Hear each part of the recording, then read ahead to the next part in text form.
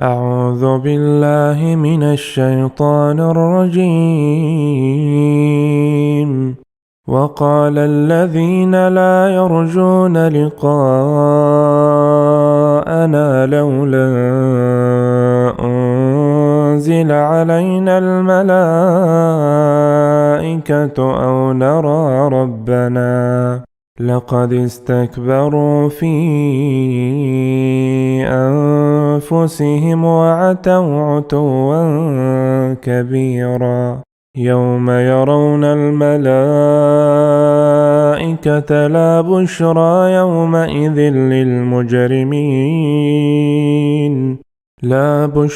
يومئذ للمجرمين ويقولون حجرا محجورا. وقدمنا إلى ما عملوا من عمل فجعلناه هباء منثورا. أصحاب الجنة يومئذ خير مستقرا وأحسن مقيلا. ويوم تشقق السماء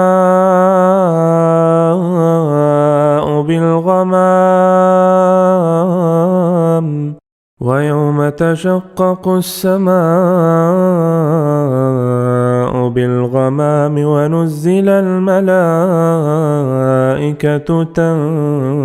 تنزيلا.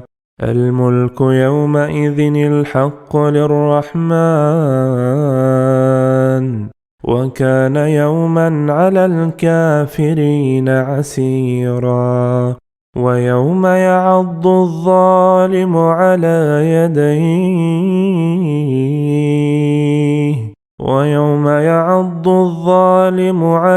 يديه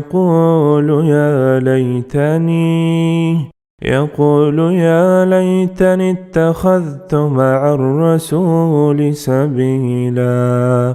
يا ويلتى ليتني لم أتخذ فلانا خليلا.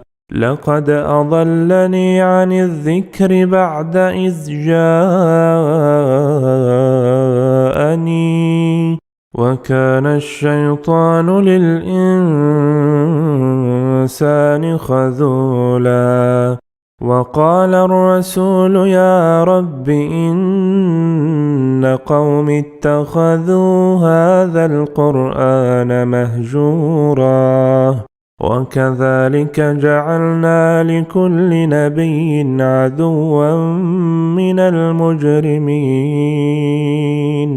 وكفى بربك هاديا ونصيرا. وقال الذين كفروا لولا نزل عليه القرآن جملة واحدة كذلك لنثبت به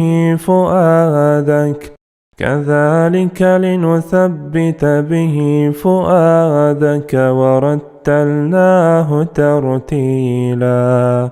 ولا يأتونك بمثل إلا جئناك بالحق وأحسن تفسيرا. الذين يحشرون على وجوههم إلى جهنم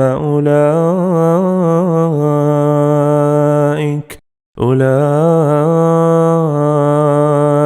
شر مكانا